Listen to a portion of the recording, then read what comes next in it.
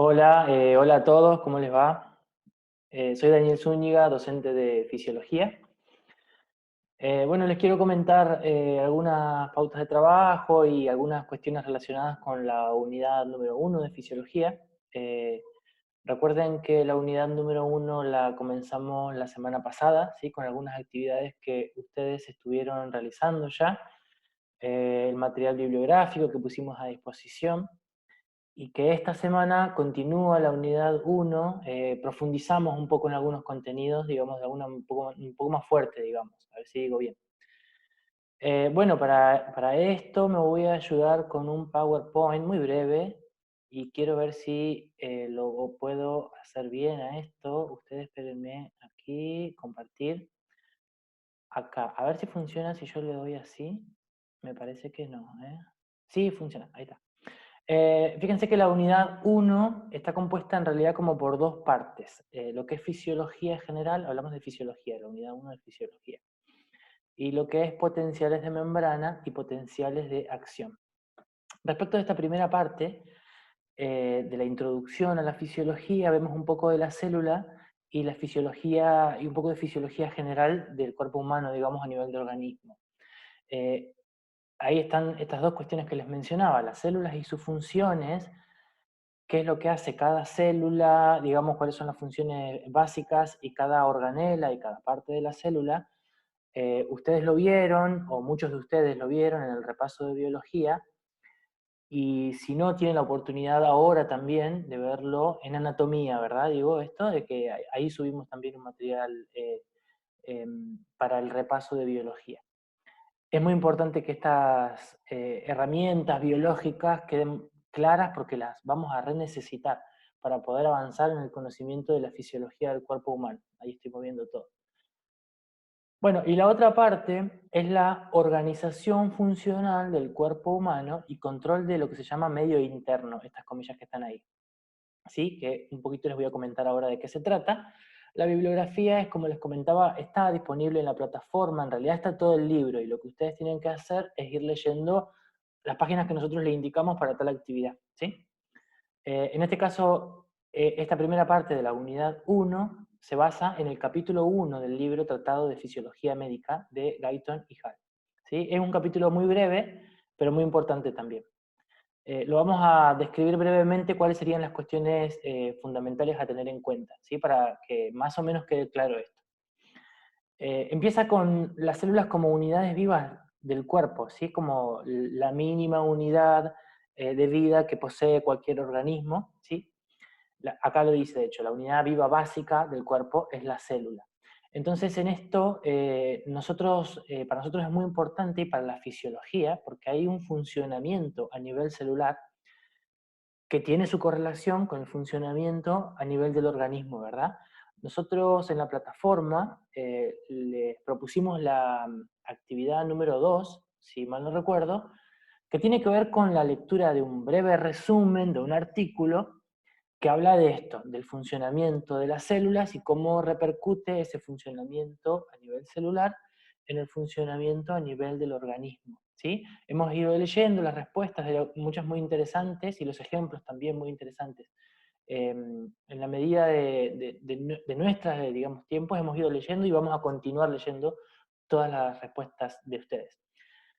Bueno, sobre eso les decía, por eso está esta actividad, para poder comprender un poco esta relación entre célula-organismo, ¿sí? Y lo que dice es que cada órgano es un agregado de muchas células diferentes, esto lo dice el capítulo que les hacía referencia, el capítulo uno, que se mantienen unidas mediante estructuras de soporte intercelulares. Con estas palabras quiere decir que se mantienen unidas entre células formando tejidos, ¿verdad? Y que esos tejidos, como ya vimos en niveles de organización, forman órganos y así. Otra vez, acá les voy a hacer la referencia a que tejidos los van a encontrar esta semana como el contenido que vamos a trabajar en anatomía. Entonces, otra vez la referencia entre fisiología y anatomía, esta relación, la vamos a ir haciendo todo el tiempo, teniendo en cuenta que son dos materias que abordan tanto el funcionamiento como la composición y la estructura de nosotros, del cuerpo humano, ¿verdad? Entonces, por supuesto que están relacionadas. Bueno, entonces, ¿cuál era la idea acá? Entender esta relación, entender la relación entre célula a nivel individual y su funcionamiento, y el organismo, el funcionamiento del organismo, cómo depende del funcionamiento a nivel celular. Y después el capítulo desarrolla un poco el concepto de homeostasis, que se refiere al mantenimiento de las condiciones más o menos constantes, dice acá. En ese más o menos quiere decir que en realidad es un equilibrio dinámico, se puede decir, o sea que dentro de un rango acotado de diferentes condiciones, se encuentra esa constancia, si se quiere, ¿verdad? Entonces, y luego lo que desarrolla es cómo todos los órganos y tejidos que conforman a nuestro organismo realizan funciones, ¿sí? Cada uno específicas, que colaboran con el mantenimiento de estas condiciones relativamente constantes, como les decía anteriormente, más o menos constantes, relativamente constantes. Entonces una pregunta que a nosotros nos interesa es cómo contribuyen a la homeostasis del organismo los distintos sistemas funcionales. Ahí se repite organismo, bien por mí. Más allá de esto, esta pregunta acá está desarrollada en forma breve en este capítulo y nosotros las vamos a ir desarrollando a lo largo del transcurso de la materia, ¿sí? No es que ahora tenemos que contestarla, pero es la idea que nos va a guiar, ¿sí? Cómo contribuye cada sistema, cada aparato a esta homeostasis, ¿sí? Entonces tenemos que saber el concepto de homeostasis y después, muy breve, los sistemas de control, la retroalimentación, tanto positiva como negativa, que permite colaborar, dice, a los distintos sistemas funcionales para mantenerse en equilibrio unos a otros, ¿sí? Pero sobre esto no vamos a profundizar más que hasta ahí. El concepto de homeostasis, esa homeostasis está regulada por una retroalimentación que puede ser positiva o negativa, ¿sí? Y esa retroalimentación, tanto positiva como negativa, a su vez, lo indica el capítulo del libro, está controlada, la retroalimentación, tanto por dos sistemas principalmente. ¿Sí? El sistema nervioso, que a través de impulsos nerviosos indica diferentes cambios, y el sistema endocrino, que a través de cambios hormonales también va regulando el funcionamiento de nuestro organismo. O sea, como para ir avanzando un poco. La homeostasis es esa condición de equilibrio. Esa condición de equilibrio está regulada por dos mecanismos que se llaman, eh, ahora se me va, retroalimentación, mecanismos de retroalimentación, tanto positiva como negativa. Ustedes vean cuándo es cada uno. Si hay dudas lo podemos repasar también y con algún ejemplo. Y esos mecanismos de retroalimentación, de control, que en realidad es de ajuste, ¿verdad? Están controlados justamente tanto por el sistema nervioso como por el sistema endocrino. Por eso yo les decía que lo vamos a ir desarrollando a medida que veamos esos sistemas. Continúo. Y, esperen que quiero volver acá porque hay algo importante. Dice que se refiere al mantenimiento, estoy leyendo acá en homeostasis, al mantenimiento de las condiciones casi constantes del medio interno.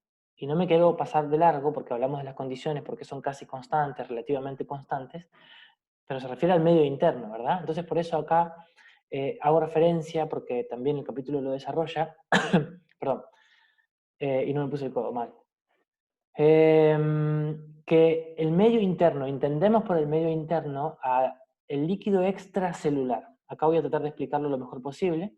El líquido extracelular, como la palabra lo dice, es lo que está fuera de la célula, extracelular, ¿verdad? Y entonces tenemos una diferencia, porque una cosa es lo que está adentro de la célula, como podemos ver en la imagen que está en el medio de la membrana celular, plasmática.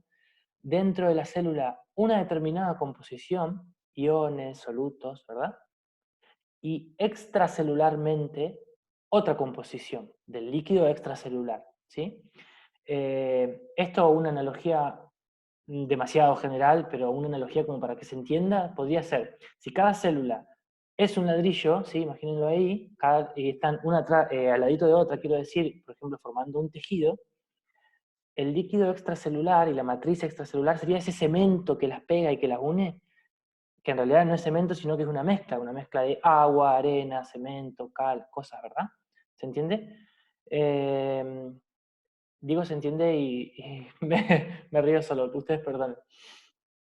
estaba en lo de la analogía. Es demasiado general esa analogía, pero más o menos como para brindar un punto de inicio, de partida, para que podamos llegar a entender la importancia de ese medio interno, que es lo mismo que el líquido extracelular, ¿sí? Como decía, incluye iones, incluye nutrientes, por ejemplo, incluye proteínas, incluye glucosa, ese líquido extracelular, que todas las células necesitan, ¿sí? Y por supuesto, de esto se trata esta parte, va a haber un intercambio entre líquido extracelular y el líquido intracelular, o sea, el citoplasma, el citosol sería en realidad. A ver si avanzo. Acá tengo un ejemplo entre, yo no sé si, a ver, wait, si esto está resultando, ustedes perdonen, quiero mostrar bien acá, esto es como, bueno, ir moviéndolo en vivo, digamos, para mí. Les quiero mostrar este gráfico, esto no lo debo hacer así, ahí está. Voy aprendiendo en conjunto con ustedes, yo aprendiendo a hacer esto, ustedes perdónenme. Acá tengo la composición química, esto está en el libro que les mencionaba, pero en la página 45, ¿sí? En un capítulo un poquito más adelante.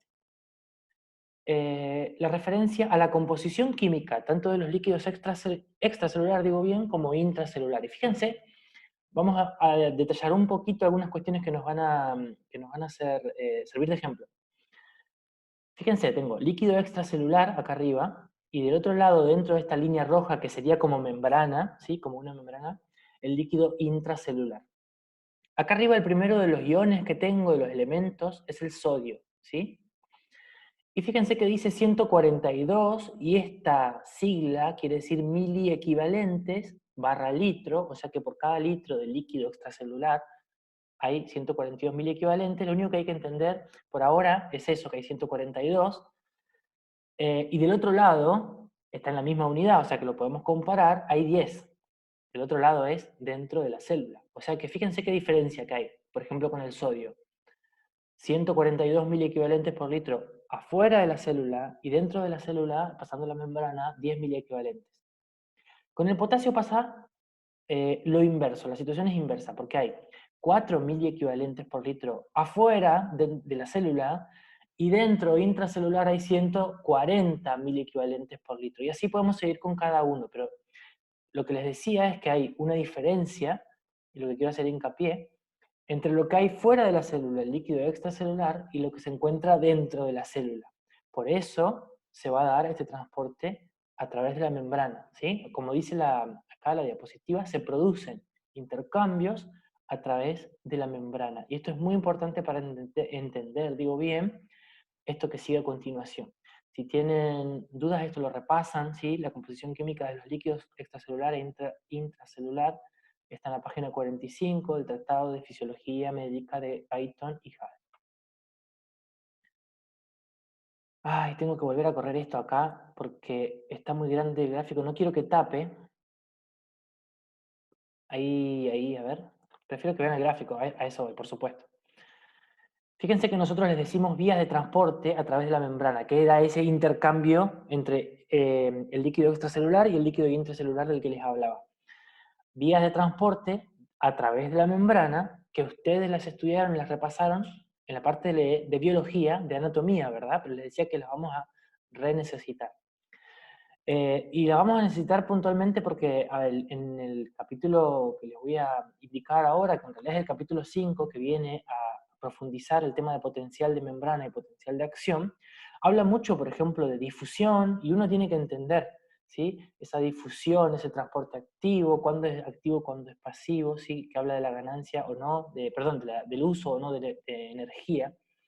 Entonces, si hay alguna duda con esto, vuelvan otra vez al repaso de biología, específicamente a la parte de transporte de membrana, para que quede súper claro y no haya confusión con el resto, sobre todo, para que podamos avanzar bien.